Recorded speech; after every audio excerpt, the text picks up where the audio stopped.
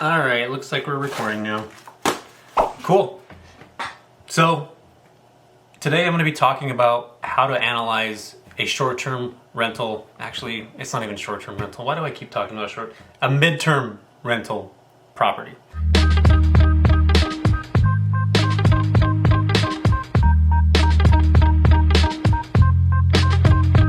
Or a rental. Let's start over again. Here we go. All right. Take 200.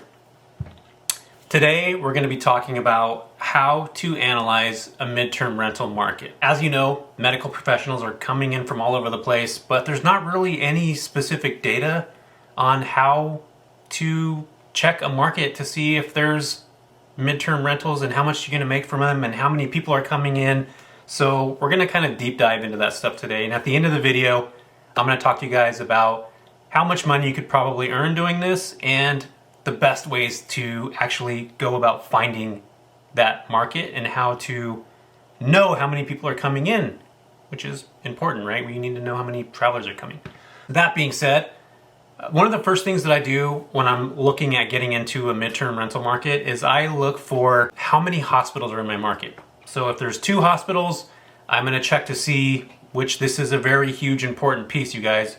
Please make sure to check how many beds the hospital has. So let's just say there's a little small hospital in my market and there's only 150 beds or 100 beds, and that's probably not going to be a huge spot where these travel medical professionals are going to be heading out. So really make sure that you call all the hospitals that you can actually look all this information up. It's public knowledge. So if you just typed in General Hospital Los Angeles, it'll pop up and it'll show you how many beds that hospital has. That's the first suggestion I would make sure that you guys are thinking about as you're getting into a midterm rental market. Check the hospital, find out how many beds the property has.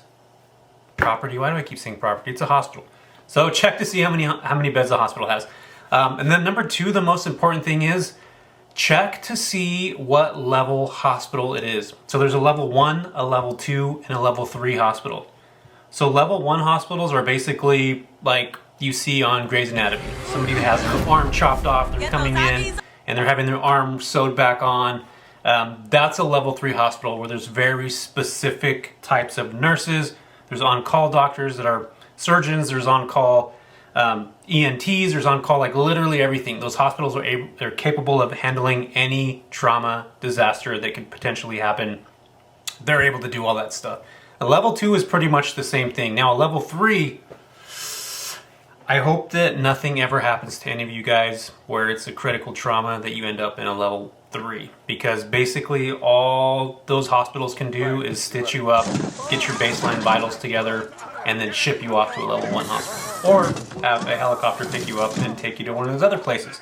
So level 3 hospitals, not to say that you're not going to have travel medical professionals that go there, but in my situation, the level 1 and level 2, there's way more specific type of nurses that are coming, whether that's a trauma ER nurse or a lot of ER technicians are heading into those directions that are very specific in whatever field they're going into. So the level 1 and level 2s, you'll have a lot more clinicians that head over to those hospitals. And again, not saying that level 3s are not going to have those types of clinicians coming, because I actually do have a level 3 hospital in my market that I have a contract with, an agency, and we do have travelers that come into that market, but we also don't have enough nurses to meet the demand of patients. So there's the nurse per patient ratio, or nurses per capita ratio per the amount of people that are here in my market, which I'm in a rural market, by the way.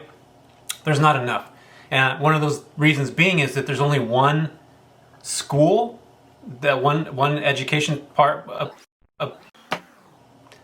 one college that actually will take on about 30 students a year for nursing registry. So literally every year we only have 30 new clinicians that are nurses, that are RNs, and that's it. There's a waiting list for like years for people to even get into the program over here. So that's another thing to think about. If you live in a rural market, how many of those clinicians are graduating each year, and how many of them are actually going to be working for the local hospitals in that market? A lot of people just will take off to go somewhere cool to work. I live in a rural area, so nobody wants to freaking be here. I knew about the holes in the desert, of course, and everywhere I looked, there could have been a hole. Here it's in the middle of nowhere, it's desert, It's not desert, but it's the armpit of California. Literally the armpit of California. Yeah, and it has no deodorant on. So the other thing is, those are things to think about. Like, there's just not enough nurses to meet the demand per patient in my market. So, you know, the colleges here, we only have 30 graduates. That's something to think about. The other thing is, you always want to make sure that you run data on AirDNA. You want to check to make sure that for whatever reason, so AirDNA, for those of you who don't know, is it's a platform that allows you to look at a property and how much money it can make per month, per year. So if I looked at my address right now, I could type it in any random address, and this is free, by the way. It's called the Rentalizer. It'll actually show you how much that property can make a year. And I always suggest doing this because for whatever reason, if your market doesn't perform or those travel medical professionals just aren't there, you have the ability to pivot, back into a short-term rental market, if for whatever reason you need to do that. So that's one of the things that I look at.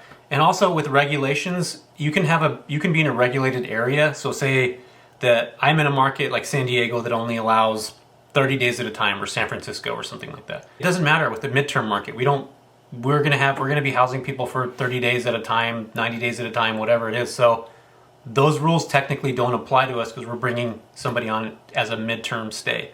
So that's also another thing that I look at. Even if I'm in a market that doesn't allow me to have those short-term rentals, still want to look at the numbers because it's still going to show you the data on there. It's still going to show you potentially what that property can earn. And that being said, I actually look at, if I'm able to rent my place out for $100 a night, and there's 30 days a month, right?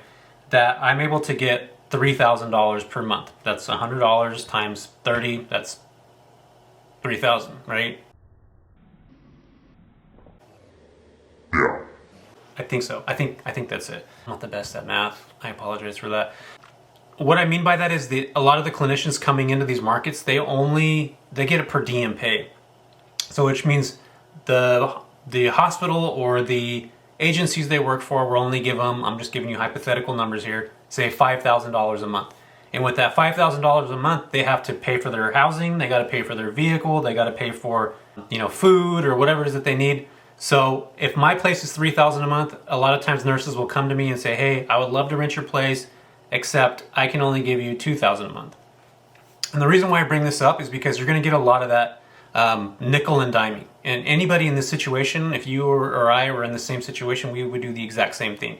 So just don't take it personally.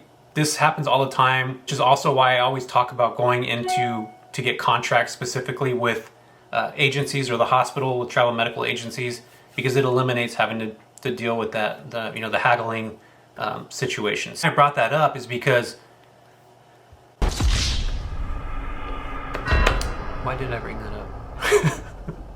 The reason why I brought that up is because I want you guys to realize that if you can make $3,000 a month as a short-term rental, there's no reason why you shouldn't make that amount of money as a midterm rental operator. So that being said, you already know that as a short-term property, you're gonna make $3K a month based on our $100 a night for 30 nights, $3,000. I see a lot of people getting into this where they will actually lower their standard to get a clinician to stay in their property. And I don't suggest doing that because you already know you're gonna make 3K, right? You already know that you're gonna make that as a short-term rental model. So why lower the bar and only take $2,200 when you know that there's $800 left on the table? And I think those are sometimes things that we overlook and we just wanna make sure that we get somebody in there. But there's a lot of travel professionals, especially if a place that's pretty decent, that are gonna pay the amount that you want. And especially if you go the route of getting an actual contract with an agency, they're gonna pay it, trust me. So don't limit yourself in the situation where you don't allow yourself to get paid the amount you want. And you can flex a couple $100 here and there. I suggest doing that. I do that. But a lot of the times I see people that are getting into this field where they will have a specific amount that they want to get. And then when I talk to them, they're saying, yeah, Jess, I'm only renting my place for $2,200 a month. And I'm like, why? You said you wanted $3,000. Well, I can't find anybody that will pay that. Well, it's okay. There's somebody else that will come in behind them. Trust me. You just have to have a little bit of thick skin, and you have to be able to make sure that you can connect with a travel medical agency or the hospital to find out what agencies they're working with. And the contracting, that'll be a whole nother video for another time. We'll talk about that stuff way more in detail. But for right now, just make sure that you're paying attention to, what the market is doing. What I mean by that is you can actually go on Furnish Finder, and on Furnish Finder, once you type in all of your property information, I think this costs about $99 a year, it will actually show you, and I'll put the description down below where you guys can look at this yourself in the show notes. It will actually show you how many people are looking for your property or looking for a property in your market, how many available homes there are, and how many single rooms there are. And the reason why I like to do this when I'm evaluating a new market is because it'll actually give me a really clear understanding or a granular understanding of the type of comps that we're looking at. So what I mean by comp is if there's another 3-bedroom, 2-bath house, I want to make sure that my place is going to be equal or better than the properties on those markets.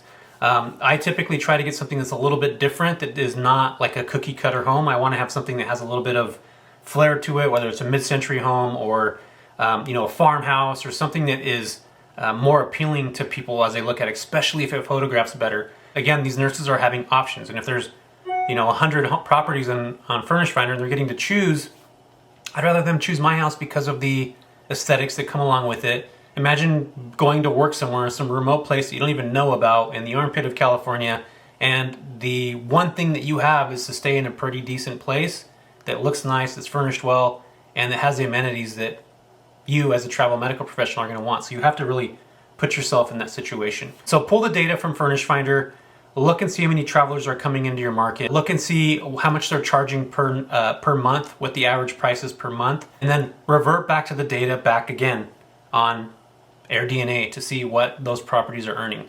So that's just kind of a quick understanding of how to analyze a midterm market. There's a bunch of different ways to do it.